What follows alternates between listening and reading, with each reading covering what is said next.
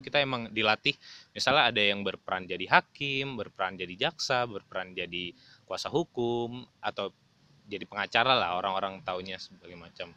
Ada yang jadi saksi juga, ada yang bahkan ada yang jadi korban. Jadi kita mempelajari semua tuh. Praktikum yang spesifik di dalam ruang sidang itu ada tiga. Pertama, praktik hukum tata usaha negara, praktik hukum perdata, sama praktik hukum pidana. Di Fakultas Hukum sendiri syaratnya nih paling penting ya, punya buku yang bisa dibaca. Buat teman-teman juga yang mau masuk Fakultas Hukum tuh harus berjuangnya harus luar biasa, belajarnya kayak gitu-gitu.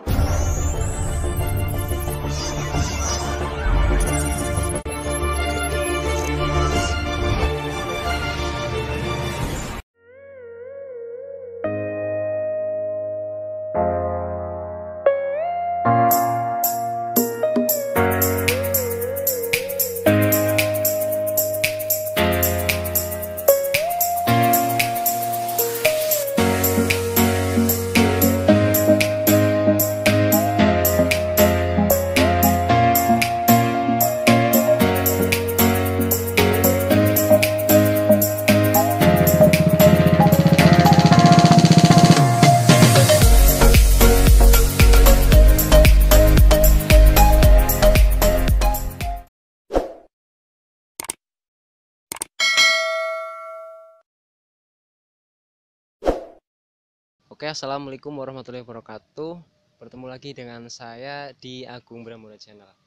Oke, teman-teman, jadi saya sekarang sedang berada di Fakultas Hukum dan sekarang di samping saya sudah ada satu mahasiswa Fakultas Hukum yang akan saya tanyai mengenai jurusan Fakultas Hukum itu kuliahnya ngapain aja sih kayak gitu.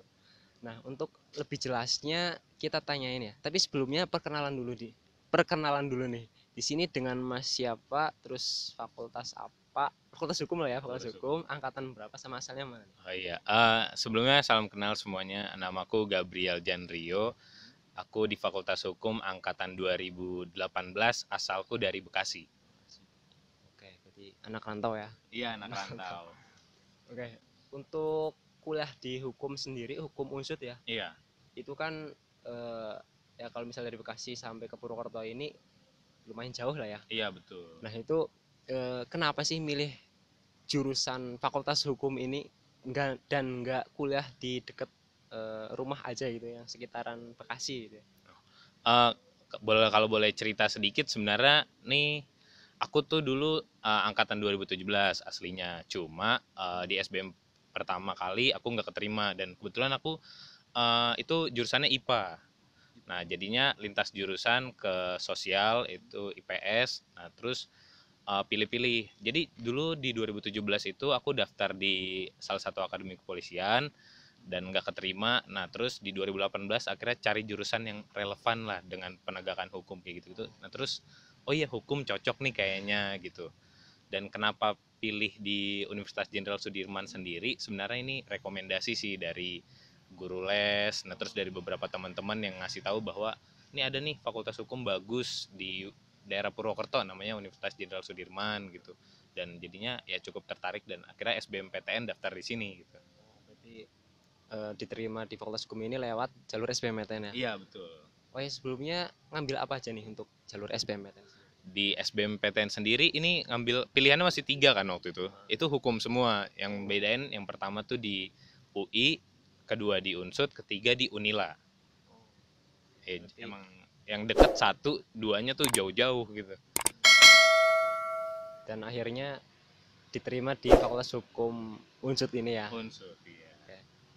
Oh ya, sebelumnya ini, oh ya malah lupa ini, mau langsung ke pertanyaan inti aja. Sebelumnya gimana nih Mas kabarnya nih sekarang? Oh, kabarnya sehat-sehat nih, sama Sehat. kayak teman-teman bisa lihat nih, berdua Oke. sehat juga. Siap. Berarti ya bersyukur masih di dalam keadaan sehat ya. Iya. Terus untuk sekarang lagi sibuk apa nih Mas berarti? Sekarang itu kan aku mahasiswa angkatan 2018, ini di semester 8 lagi sibuk skripsian aja sih Mas. Abis skripsian yang ngisi-ngisi hobi-hobi lain, kayak aku tuh termasuk orang yang suka nulis-nulis artikel-artikel kayak gitu. Jadi ya itu aja paling kesibukannya. Berarti lagi sibuk mengenai tugas akhir gitu Tugas lah ya. akhir ya, betul. Oke. Terus untuk selanjutnya Mas, kan sekarang tadi semester 8 ya. Semester 8 ya. Semester 8 berarti ya sudah ya mengetahui lah untuk kuliah selama 8 semester ini ngapain aja selama di hukum ini gitu ya. Iya. Nah, untuk kuliah di hukum Unsut ini selama 8 semester ini atau 4 tahun itu mempelajari apa aja sih dari dari semester 1 sampai akhir secara garis besarnya aja tuh. Kalau secara garis besar nih kita mempelajari mengenai norma atau aturan yang ada di masyarakat. Jadi kan pertama kita ini masyarakat lah. Bagaimana kita hidup bermasyarakat itu yang jelas ada aturan mengenai hak dan kewajiban kita terhadap sesama. Nah, itu yang kita pelajari. Hak kita apa, kewajiban kita apa, dan aturan-aturan yang tidak boleh dilanggar itu seperti apa gitu. Itu aja sih garis besarnya, Mas. Oh, berarti mempelajari aturan-aturan yang ada di masyarakat ya gitu ya. Iya, betul. Oke. Terus untuk di hukum sendiri itu ada praktikumnya nggak sih? Kalau misal yang di kampus sosum Saintek ya, Iya. itu kan ada praktikumnya ya. Kalau yang hukum sendiri ada nggak tuh? Oh, di hukum sendiri ada, itu namanya PLKH, praktik latihan kemahiran hukum. Jadi itu kita emang dilatih, misalnya ada yang berperan jadi hakim, berperan jadi jaksa, berperan jadi kuasa hukum, atau jadi pengacara lah, orang-orang taunya sebagai macam. Ada yang jadi saksi juga, bahkan ada yang jadi korban. Jadi kita mempelajari semua tuh posisi-posisinya dalam praktik itu. Berarti yang aku tahu mengenai jurusan hukum ini kirain nggak ada praktikumnya, berarti ada ya. Ada, Oh, betul. oke. Itu kan tadi untuk kuliah lah ya. Iya. Kuliah itu berarti ada kuliah di kelas sama kuliah yang praktikum Iya. ya. Nah, untuk selama atau sejauh ini itu masnya mengikuti apa aja tuh? Atau hanya kuliah saja? Ikut UKM atau enggak? Oh, tentunya kalau kuliah ini harus ikut UKM nih supaya melatih kemampuan kita juga baik akademik ataupun non akademik. Ikut UKM tuh pertama kali di Fakultas Hukum ikut Justicia English Club. Jadi itu menaungi mahasiswa-mahasiswa yang punya hobi di bidang bahasa Inggris gitu. Nah, terus ikut ALSA. Jadi ALSA itu adalah organisasinya mahasiswa hukum nih. Lingkupnya internasional kayak gitu. Sama karena aku Kristen atau Kristiani, jadinya aku ikut Persekutuan Mahasiswa Kristiani. Berarti selain mengikuti atau selain melaksanakan kewajibannya sebagai mahasiswa, Ya. berarti Mas Gabriel ikut juga ya UKM lah ya, atau UKM. aktif di organisasi kampus Ya. sih gitu ya. Oke. Untuk alasannya kenapa nih? Kan mungkin ya untuk secara logika nih mahasiswa yang nggak mengikuti organisasi memiliki waktu luang yang lebih yang longgar itu lah ya, lebih Iya. longgar daripada mahasiswa yang aktif di organisasi. Iya. Nah, itu kenapa tuh masalahnya? Pertama nih sayang kalau kita punya banyak waktu tapi nggak kita manfaatin untuk ngasah kemampuan kita. Di organisasi nih kita banyak banget nih belajar untuk bersosialisasi sama orang-orang di sekitar, mengasah kemampuan kita dalam berorganisasi, contoh dalam memimpin suatu organisasi, ataupun dalam mengatur, bahkan paling simpelnya itu mengatur bagaimana kita bisa memanage waktu antara berkuliah sama berorganisasi dan melakukan kegiatan-kegiatan di luar ruang lingkup kampus. Sama banyak deh mas, pokoknya hal-hal lain yang emang kita bisa dapetin di luar perkuliahan pada umumnya, yaitu dari UKM. Alasannya tuh ya karena banyak manfaat yang didapat. Betul, untuk banyak banget berorganisasi itu ya. Oke. Itu berarti intinya masnya mengikuti organisasi ya. Itu organisasi yang ada di kampus. yang ada di kampus. Kalau yang di luar kampus mengikuti juga atau enggak tuh? Oh, kalau yang di luar kampus itu aku bukan organisasi sih, aku ikut kayak komunitas di mana komunitasnya ini suka main badminton. Jadi aku juga suka olahraga. Jadi di Purwokerto ini ada juga komunitas-komunitas badminton gitu. Banyak juga sih komunitas lain kayak sepak bola kayak gitu-gitu, atau organisasi-organisasi lain juga di luar yang bisa teman-teman ikutin. Cuma kalau aku cuma ikutnya badminton itu aja. Oke. Berarti ini ya lumayan aktif ya, intinya aktif banget ya mas. Selain mengikuti organisasi kampus, mengikuti juga organisasi yang di luar kampus gitu ya. Lumayan lah. Oke. Terus ini mas, untuk perjalanan dari maba sampai hampir lulus itu gimana tuh? Kan untuk semester awal ya pasti kuliah sama praktikum gitu lah ya. Terus habis itu ke semester hampir akhir ketika akan apa mungkin PKL atau apa gitu, ada nggak tuh mungkin apa ya step-stepnya gitu menuju akhirnya pendadaran berarti ya? Iya nanti. Oh jadi pertama kan kita mahasiswa baru nih. Pertama kita belajar dulu tentang dasar-dasar ilmu hukum. Setelah itu belajar kita lebih spesifik lagi mengenai hukum tuh apa, ada apa aja, dibedakan baik pidana, perdata, atau hukum tata negara dan sebagainya macamnya. Nah, hampir menjelang pertengahan sampai ke akhir itu justru kita praktikum. Itu kita praktikum. Nah, di angkatan aku sendiri itu praktikumnya tuh ada bermacam-macam. Tapi kalau praktikum yang spesifik di dalam ruang sidang itu ada tiga. Pertama, praktik hukum tata usaha negara, praktik hukum perdata, sama praktik hukum pidana. Nah itu kita bakal belajar banget di mana bikin suatu berkas perkara, mulai dari awal prosesnya gimana, kayak gitu-gitulah sebagai macamnya. Kalau misalnya di bidang perdata kita belajar nih bikin surat gugatan tuh kayak gimana. Nah terus belajar ketika kita membela klien tuh bakal kayak gimana, kita bikin juga berkas untuk tanggapan atas gugatannya kayak gimana, sampai akhirnya udah di semester akhir itu pengajuan proposal skripsi. Nah terus bahkan mengerjakan skripsi, setelah skripsi nanti ada namanya semhas, setelah semhas pendadaran, dan baru kita wisuda. Berarti untuk apa namanya kayak magang atau kerja praktek itu ada nggak tuh untuk Oh yang kalau magang sendiri, kalau di sekarang mungkin ada ya yang orang-orang kenal MBKM, Kampus Merdeka kayak gitu. Nah, kalau dari Fakultas Hukum sendiri tidak, maksudnya di Fakultas Hukum Unsut itu tidak mewajibkan gitu ada magang wajib tuh enggak. Cuma ada namanya magang di luar kampus sendiri, jadi kita yang ngajuin sendiri. Nah, tapi tetap disupport sama kampus karena kampus pun tetap ngeluarin surat penghantar misalnya buat ke tempat magang. Aku sendiri juga udah ngejalanin magang juga di salah satu lembaga bantuan hukum namanya Mawar Saron di daerah Jakarta. magangnya itu ada cuman nggak wajib berarti ya? Nggak wajib ya. Itu jadi dibalikin ke mahasiswanya sendiri, kalau mau cari pengalaman atau cari pengetahuan lain ya silahkan magang sendiri gitu. Jadi untuk tadi step-stepnya dari mahasiswa baru hingga mahasiswa akhir seperti itu ya? Iya seperti itu. Oke. Dan sekarang sedang berada di tahap Tahap ngerjain skripsi, ngerjain skripsi. ngerjain Oh. skripsi. Oke, berarti habis itu mau apa semhas? Semhas ya, sudah semhas baru nanti pendadaran. Oke, siap siap. Semoga dilancarkan sampai akhir sih ini. Oh amin mas. Itu tadi untuk perjalanan dari mahasiswa baru sampai mahasiswa akhir gitu ya. Iya. Selanjutnya mengenai pergaulan di Fakultas Hukum Unsut ini sendiri. Iya. Untuk pergaulannya sendiri gimana tuh kayak gitu lah? Untuk Oh. bisa digambarkan seperti apa ya gitu. Iya, mungkin sama ya kayak kampus-kampus pada umumnya. Kalau kita bahas pergaulan tuh yang jelas ya kita berteman, kita sering ngobrol, sharing-sharing, saling bantu satu sama lain. Cuma yang khasnya dari anak-anak hukum ini adalah eh, ketika kita berdiskusi, kita lagi ngumpul nih, kita ngobrol-ngobrol, kita pasti ada satu atau dua bahkan topik bahasan yang memang menyinggung ke ranah hukum. Jadinya kita diskusi nih kayak studi kasus tuh, kayak misalnya ada kasus nih kayak gini, ini gimana ya penyelesaiannya, lebih ke arah kayak gitu-gitu sih mas.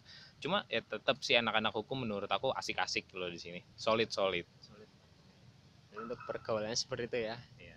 Untuk di hukum sendiri ada ini nggak sih mungkin syarat harus bisa apa namanya bisa berbahasa Inggris atau bisa memiliki keahlian apa ya gitu nggak sih atau nggak ada sih atau yang penting mengikuti kuliah aja gitu. Di Fakultas Hukum sendiri syaratnya nih paling penting ya punya buku yang bisa dibaca, karena kan kita bersumbernya banyak nih dari buku dan tahu aturan-aturan. Nah itu bukan jadi syarat mutlak di pas kita mahasiswa pertama kali, tapi seiring berjalan ya kita harus menjadikan itu jadi syarat bahwa hukum itu adalah sesuatu yang harus dibaca. Memang setelah kita baca baru kita bisa implementasikan. Jadi kalau aku bilang syaratnya, mungkin syaratnya punya buku kali ya buat baca. Atau kalau nggak punya buku ada perpustakaan juga, kan kita bisa rajin baca. Kalau bahasa Inggris ya mungkin sekarang ini seiring perkembangan zaman kayaknya harus berupaya ya supaya bisa bahasa Inggris gitu sih mas. Berarti untuk yang harus dimiliki ketika menjadi mahasiswa hukum ini ya memiliki buku lah ya Iya buku untuk sumber sumber bacaan. bacaan. Oke. Bukunya ini mengenai apa nih? Hukum juga berarti. Bukunya jelas pasti mengenai hukum, karena kan kita belajarnya hukum gitu ya, jadi bukunya juga buku-buku hukum. Oke, siap. Oke, terus untuk selanjutnya nih Mas, mata kuliah dan dosen yang paling disukai ada nggak tuh Oh, selama kalau kuliah? selama kuliah itu mata kuliahnya hukum pidana, jadi belajar tentang pidana. Nah, dosennya itu Pak Nur Ajis waktu itu, tapi beliau udah pensiun. Nah, itu favorit banget karena beliau tuh kasih ini, maksudnya eh, referensi-referensi bukunya banyak. Nah, terus kasih contoh-contoh kasus yang emang jelas banget gitu, kayak kasus-kasus pidana yang memang terjadi, fakta-fakta kayak gitu. Nah, terus upaya penyelesaiannya kayak gimana. Nah, terus cara kita supaya benar-benar tahu bahwa oh iya ya, ini ternyata merupakan kasus pidana ya. Gitu sih. Makanya jadi favorit banyak mahasiswa bahkan. Berarti tadi untuk mata kuliahnya itu ya hukum pidana ya, Hukum pidana. dan dosennya tadi Pak Pak Nur Aziz. Panur Aziz. Ada alasan yang melatar belakangi menyukai apa mata kuliah hukum pidana itu kenapa tuh, mungkin secara singkat aja. Oh, ini kenapa suka hukum pidana?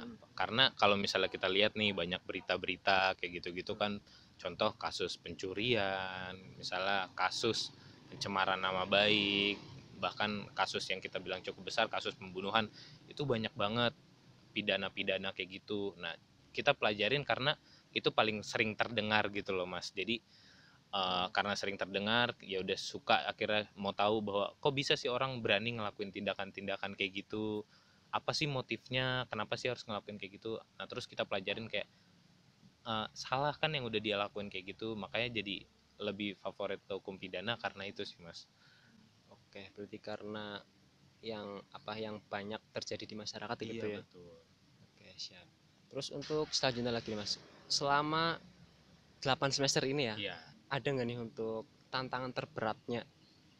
Oh, tantangan terberat nih karena masa pandemi ya, jadi di masa pandemi di mana tadinya kita bisa ke kampus, bisa efektif gitu, misalnya cari-cari sumber referensi, diskusi sama teman-teman, tapi itu nggak bisa terjadi. Itu jadi tantangan terberat tersendiri sih, karena sumber pengetahuan kita tuh justru banyak di kampus, jadi kayak berat aja gitu kalau nggak ada di kampus. Emang sih udah banyak sumber-sumber kayak dari internet atau gimana, tapi kayak kurang maksimal aja sih, Mas, gitu. Feelnya kurang dapet gitu Iya lah ya. betul, feelnya kurang dapet. Oke, tadi tantangan terberatnya itu ya. Iya. Terus selanjutnya untuk hal yang paling berkesan nih selama kuliah di sini, ada nggak tuh? Hal yang paling berkesan tuh banyak tuh sih, Mas. Kalau hal yang paling berkesan tuh kayak ketemu teman-teman banyak banget di sini. Nah, terus ngerjain tugas-tugas bareng teman-teman. Nah, terus diskusi di kelas, bahkan diskusinya tuh yang emang kadang kita mencoba, kalau kita punya argumentasi sendiri, gimana cara kita menyampaikan ke dosen, itu berkesan banget sih, Mas. Kayak sebagai anak hukum kita harus bisa nih mempertahankan pendapat kita kayak gitu. Tapi pendapatnya tuh harus benar juga ya, Mas. Jangan salah juga pendapatnya. Jadi itu jadi sesuatu yang berkesan sih, Mas. Berarti untuk hal yang paling berkesan itu ketika ketika menyampaikan argumen ke dosen dan bisa mempertahankan argumen Iya, tersebut gitu ya. Berdasarkan fakta-fakta pastinya ya. fakta-fakta. Oke, siap-siap. Itu tadi untuk tantangan terberat dan hal yang paling berkesan selama kuliah Iya. di sini ya. Terus selanjutnya lagi untuk ini nih, prospek kerja di jurusan hukum ini apa aja tuh? Mungkin yang aku ya orang-orang apa ya, ya mungkin kurang tahu lah ya mengenai hukum, hanya sebatas garis besarnya gitu. Untuk hukum kan pasti kerja jadi apa tuh, hakim lah ya, atau pengacara gitu, atau jaksa, itu yang mungkin yang paling terkenal. Itu apa aja tuh? Ada nggak sih selain prospek kerja tersebut? Oh, banyak tentunya kalau jurusan hukum nih, di samping tadi yang Masnya udah sebutin, bisa jadi hakim, bisa jadi jaksa, bisa jadi pengacara, bisa jadi panitra, bisa jadi staff legal perusahaan, bisa HRD juga. Nah, terus masih banyak sih sebenarnya pekerjaan-pekerjaan lain tuh yang memang merupakan prospek-prospek dari Fakultas Hukum sendiri, lulusan Fakultas Hukum gitu, Mas. Berarti yang aku sebutin tadi, tiga tadi itu ya, berarti nggak hanya itu ya, Enggak berarti hanya itu, banyak banget. banyak banget ya. Ini bisa menjadi apa ya, referensi buat teman-teman yang belum tahu mengenai prospek kerja di jurusan hukum itu ya. Iya. Nggak hanya jadi itulah yang ada di pengadilan-pengadilan gitu ya, Iya, enggak. tapi banyak kayak gitu. Terus mengenai ini nih Mas, mitos atau opini yang berkembang di mahasiswa lain lah ya, mahasiswa tetangga, mungkin aku salah satunya nih ya, dan mendengar juga ya gitu. Untuk anak hukum ini nih, anak hukum sendiri atau mahasiswa hukum sendiri itu terkenal mewah-mewah gitu, itu benar nggak sih? Mitos ya Oh kalau mitos. mewah-mewah tuh. Jadi banyak memang yang maksudnya kehidupannya mewah gitu, banyak juga yang enggak. Jadi memang tergantung basicnya sih, dasarnya memang kalau misalnya dia basicnya sudah berkecukupan ya pasti ya cukup menunjukkan bahwa dia mewah. Kalau misalnya enggak ya biasa-biasa aja gitu, enggak harus mewah-mewah. Tapi itu sih maksudnya di Fakultas Hukum sendiri banyak karena prospek kerjanya ke depan itu memang di depan umum kayak gitu-gitu, jadi ya bisa dibilang penampilan harus cukup terjaga lah, harus cukup rapi kayak gitu-gitu mas. Berarti untuk mewah-mewah itu ya nggak semuanya gitu lah ya. Enggak semuanya. Untuk melatih ketika nanti akan terjun di dunia pekerjaan ya, Iya jadi betul, melatih menata diri gitu menata ya. diri. Iya. Oke, siap-siap. Untuk mitos tersebut atau opini tersebut berarti ya nggak benar ya. Enggak kok. Oke. Terus selanjutnya lagi nih Mas, ini kan sudah menjadi mahasiswa akhir ya. Iya. Untuk harapan harapan kedepannya nih, pengen jadi apa sih itu? Oh iya, cita-cita lah berarti Cita-cita ya. ya, cita-cita. Cita-cita mau jadi pengacara mas. Oh pengacara. Iya, karena suka aja di bidang itu, karena ada orang misalnya nih kesusahan nih, kita sebagai pengacara kita kasih pandangan bahwa apa yang harus dia lakuin, upaya hukumnya kayak gimana, ibaratkan jalan menolong orang juga bisa jadi dari pengacara juga sih mas gitu. Berarti harapan bukan harapan sih, rencana lah ya, rencana ke Iya. depan ya, pengen jadi pengacara. Iya. Atau apa tuh, lawyer lah ya bahasa Lawyer. Inggrisnya, lawyer. Oke, siap. Terus itu tadi rencana lah ya. Iya. Ini harapan nih, harapan untuk kampus Eva sendiri, mungkin selama kuliah di sini masih banyak kekurangan atau yang kendala-kendala yang dialami dan ya dialami lah ya. Itu kira-kira apa tuh harapan buat kampus Eva sendiri supaya mungkin bisa lebih baik lagi untuk kedepannya? Oh kalau untuk harapan sih menjaga apa yang sudah baik sampai selama ini. Nah, terus paling apa ya, uh, supaya para pengajar tetap menjaga cara mengajarnya juga, lebih menjaga supaya tetap baik, supaya mahasiswa-mahasiswa juga nyaman di sini, dan kepada mahasiswa-mahasiswa juga kalau misalnya datang ke sini yang emang mau belajar ya serius gitu. Harapannya sih lebih kepada orang-orang yang ada di dalamnya sih mas, supaya menjaga yang sudah baik dan berupaya untuk jadi lebih baik lagi ke depannya. Oke, siap-siap. Jadi itu untuk harapan buat kampus Eva sendiri ya. Iya. Semoga ya kedepannya intinya bisa menjadi kampus yang lebih baik lagi sih. Iya Begitu ya. Oke, terus ini mungkin hampir hampir selesai nih mas untuk pertanyaan selanjutnya nih. Pertanyaan selanjutnya ini pesan yang bisa disampaikan untuk maba atau ya calon mahasiswa baru lah ya yang pengen kuliah di hukum unsut ini, itu apa tuh supaya bisa menjalani kuliah di hukum ini ya dengan lancar dan mungkin nggak kaget itu dengan keadaan yang ada di sini. Oh iya, supaya nggak kaget ya.